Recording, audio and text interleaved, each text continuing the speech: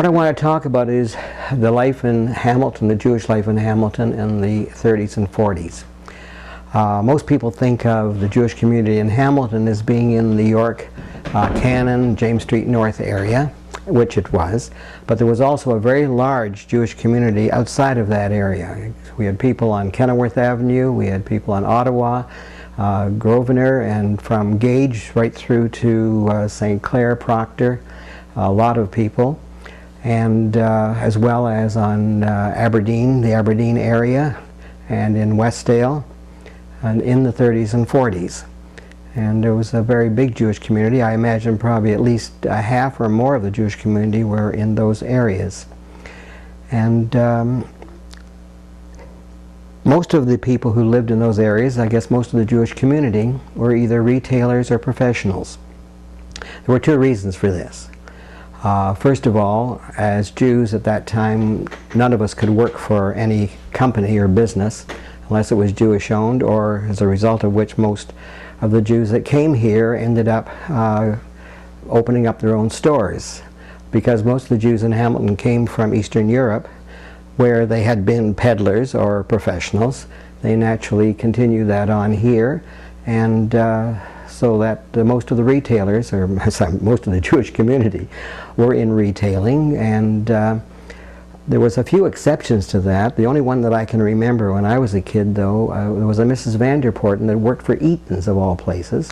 Eaton's was known to be very anti-Semitic. It was run by, well, the original Timothy Eaton wouldn't sell playing cards in the stores, and had the windows closed in all the stores across Canada on Sundays.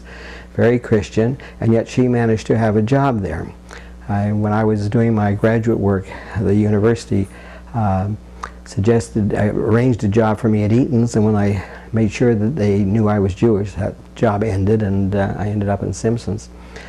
But actually her husband was a partner of Dave Laskin in Victoria Cap. They had a factory on John Street South, and they made leather jackets and leather caps, but she worked for Eaton's, and when any of the Jewish community would go shopping there, we would naturally gravitate toward her because it was such a unique situation.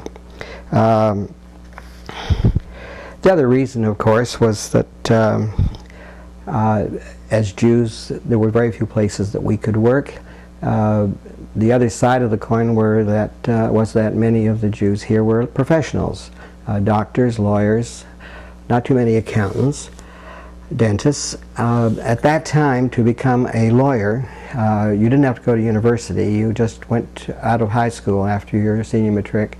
You went to Osgoode Law School in Toronto, and you graduated from there, and then you had to work in a law office for a year. And of course, no non-Jewish law office would hire a Jewish student, so that they could only work wherever there was a Jewish law office that would hire them, which they did. Doctors, again, went to university directly from high school. There was no pre-med in those days.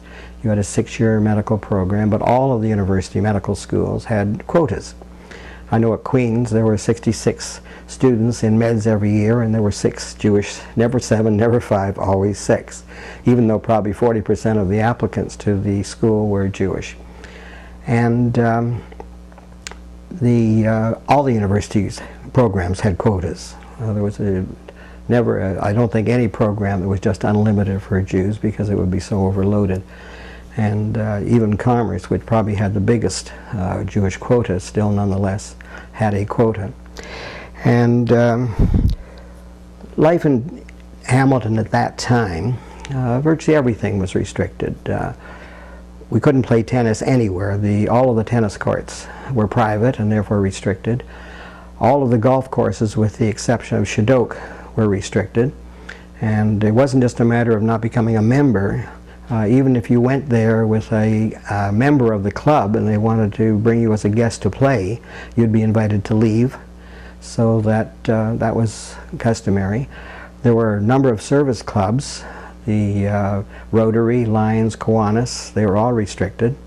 Charlie Levinson was the first person that was admitted to Rotary, and that was probably not until the late 40s, and he was the one Jewish exception. He was involved in many things. He was on the board of St. Joseph's Hospital, on the board of McMaster University, and He was also a member of the Hamilton Club. The Hamilton Club was also restricted. It was a men's club, I don't know, it's still there maybe, on the corner of Main and James.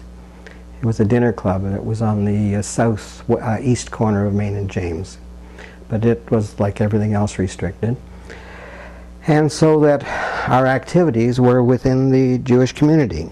There were 2 private schools in Hamilton, Hillfield, which up until the 50s didn't have any Jewish students. Strathallan, as I can recall, Leo Barnett's daughters were admitted to Strathallan, and that was in the late 40s. So that was, I think, the first breakthrough there. There are just a few kids were able to go to Hillfield. We sent our 2 sons there, but they weren't the first, but they were almost the first. There were no Jewish day schools at that time in the city at all. There was some effect on where you lived. The only street that I know that was restricted in the 30s and 40s was Mayfair Crescent, believe it or not. When we bought our home on Mayfair Crescent in 1965, Dave Goldberg, the lawyer, in going over the deed, pointed out that the deed actually had a clause, as did all of the other land areas on Mayfair Crescent, that the land could never be sold to anyone of the Jewish faith. And as he explained, it was only in 1963 that the Ontario government passed a law preventing or negating that particular clause, after which the whole street became Jewish pretty well. So that the pressure was there, it was just that it didn't happen. But other places in Westdale there were Jews. But there were other things. I can remember going with my mother when I was about 5 or 6 years old, that'd be in the middle 30s, and we went to Community Beach to rent a cottage. We generally had a cottage in Hamilton Beach, where quite a lot of the other Jewish families had cottages in the summertime. Keeping in mind there was no air conditioning in those days, and it got pretty hot in the city, so the beach with water on both sides was a little cooler. And we went through the house, and the cottage rather, and when we came out, as we were just walking out, the woman said, "By the way, what religion are you?" And we walked out, and I said to my mother, "That's a nice place. Are we going to be coming here?" My mother said, "No, we're not coming there." I said, "Why not?" And she said, "Well, didn't you hear what the woman asked?" I said, "But you didn't answer her." She said, "I didn't have to answer her. I knew what she meant." Another similar story is we tried to buy a home, and my father had arranged it, and the house was $5,500, which at that time bought a nice single standing home. We eventually bought a home at 119 Melrose, and that we paid $5,500 for, so that gives you an idea of what that kind of money bought in those days. And he arranged the deal and everything. The next day, he went back to close the deal, to sign the papers, and he took Bill Schreiber as the lawyer. And the owner of the house put 1 and 1 together, and he hadn't realized my father was Jewish when he was talking to him, because we spelled our name O-C-K, and there was a chain of shoe stores at that time, Pollock shoe stores, and that was definitely not Jewish, because Pollock, actually spelled that way, is a Scotch name. And when my father went with Bill Schreiber, he put 1 and 1 together and realized, hey, this fellow's Jewish. I can't sell a house to him. My neighbors will be very up in arms.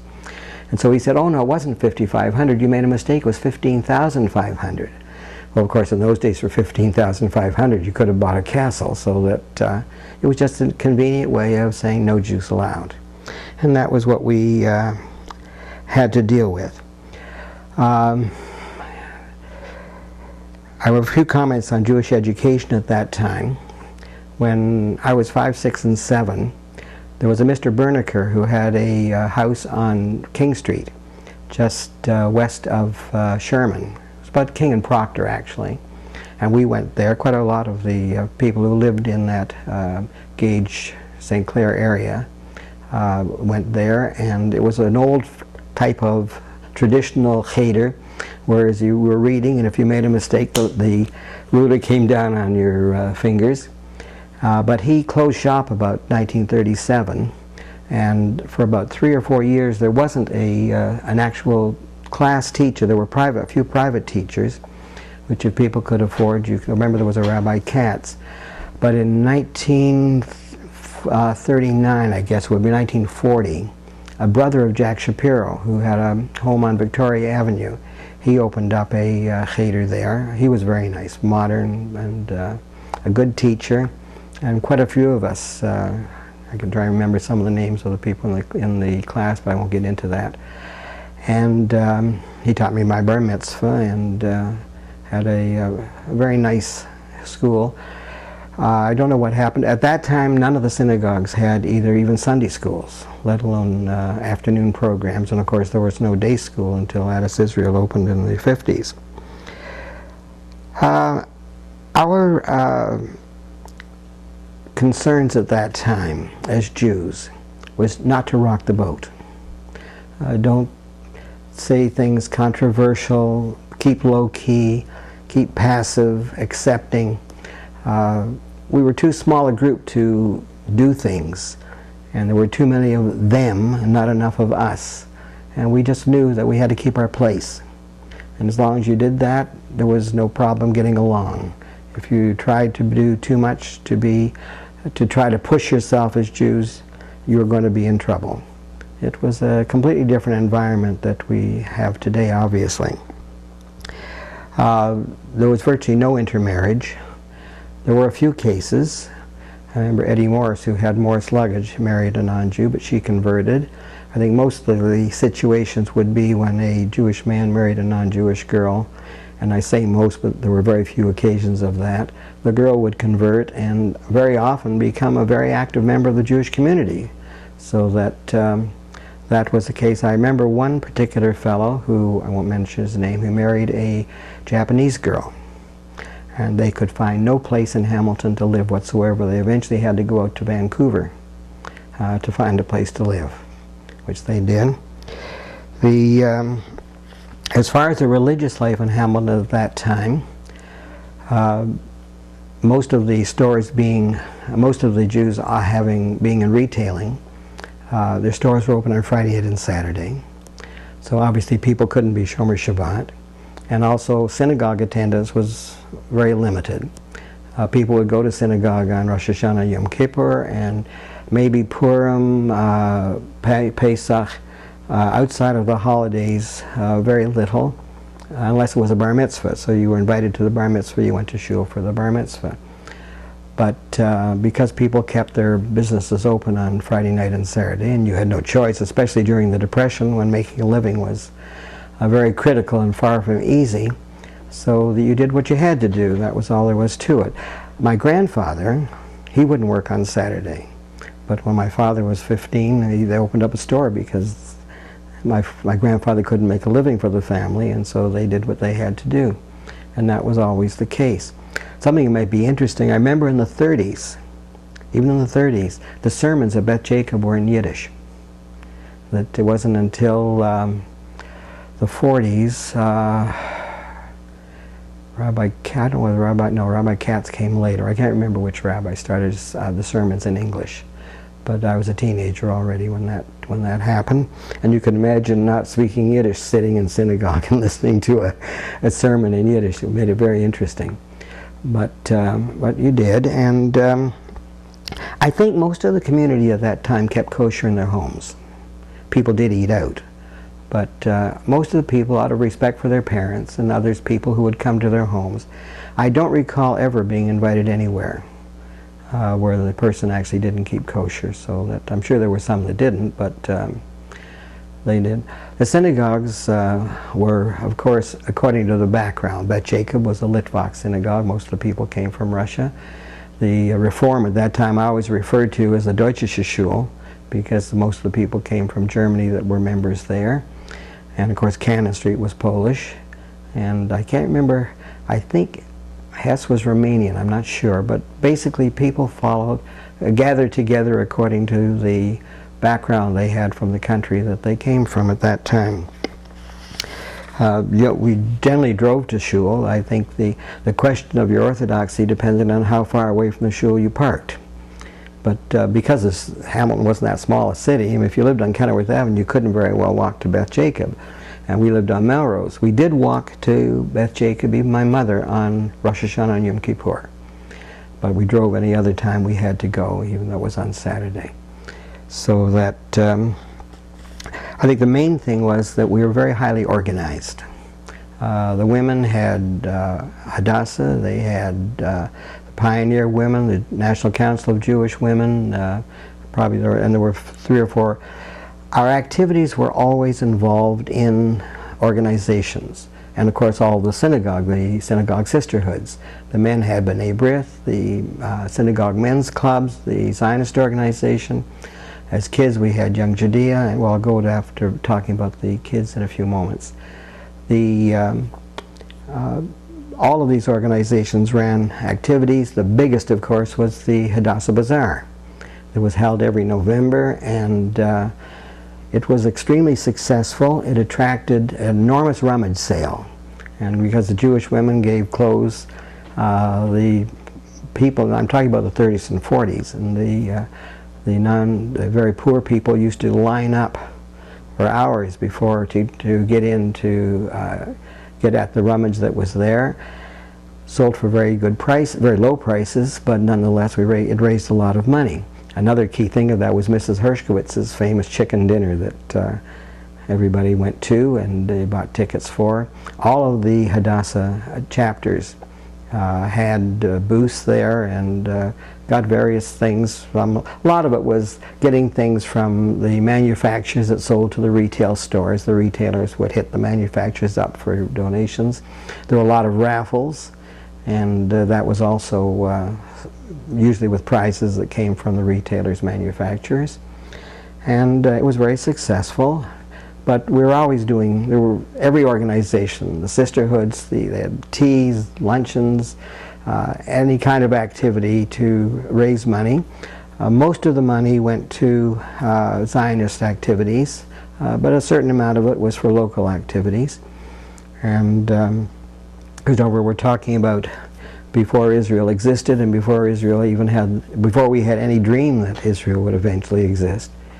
Because until after the Second World War, when the Holocaust became a reality, when we knew for sure what had happened, that was the catalyst that enabled the United Nations to have enough sympathy to be able to support the creation of a Jewish state, which it's still having its own questions about. But the important point was we were always raising money, it didn't matter what. In the 40s, of course, most of the men were in the army.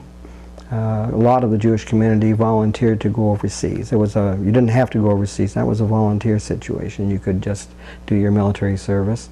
But most of the Jewish community, the men 18, 25 or older even, were in the army. And we had a few war heroes, fighter pilots that were very eminent at that time. The last thing I want to talk about, and that I think is the most important, is our life as a teenager at that time. We had a lot of groups. The boys had AZA, we had fraternities, other clubs. The girls had similar things. We had Young Judea too. And we did everything as a group. I made a list of the youngsters who were within a plus or minus a year of my age, and I have 50, about 25 boys and 25 girls. And talking to somebody yesterday reminded me of a couple I had missed. And we did everything as a group. My first date was when the youth center, or the JCC as it was still on Vine Street, 54 Vine Street. And I remember Doris Adler was my first date. And that was cute because I'm short and she was very tall. And I can't recall what the occasion was. I was just 12. And I remember we played Spin the Bottle. And it was very shocking that, of course, we'd all go into a cupboard if whoever was selected, and you didn't do anything, of course, because you didn't know what to do. But it was then. But then the Jewish Youth Center moved to John Street North. I think that was in 42, because and it was there from 42 to 45 when it opened on Delaware.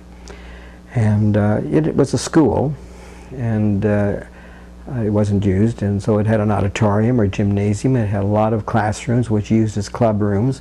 And in the back there was an area which I guess had been the playground, which was converted into a tennis court. And for most of us that meant, well, and I think almost for everybody, that was the first opportunity any of us had ever had to play tennis. And whenever the weather was nice, that's exactly what we do. But we lived there. Every weekend we were there. All of our different clubs would have meetings there, and what we would do in the meetings, we would decide what activity we were going to have to raise money, or what party or dance we would be having.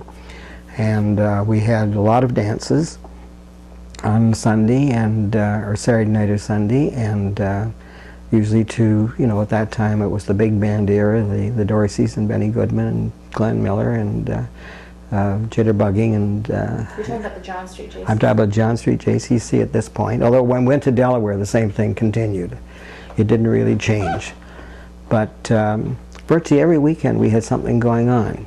If there wasn't something there, we would have picnics at Hidden Valley or at Webster's Falls or at LaSalle Park.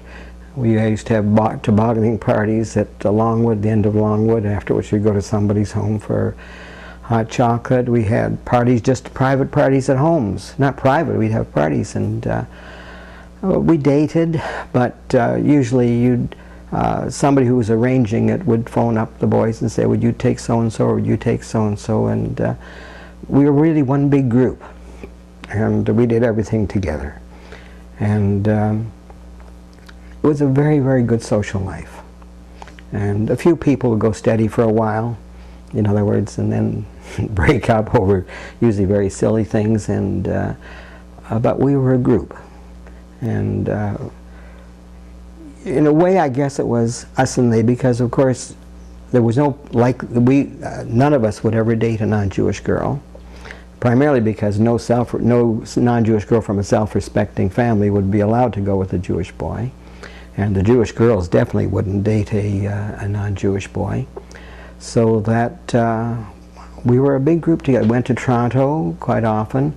The fraternities, there were two boys' fraternities, Alpha Phi Pi and Upsilon Lambda Phi, who had chapters in Toronto and Buffalo and Rochester, and the odd weekend we would go to one of the others.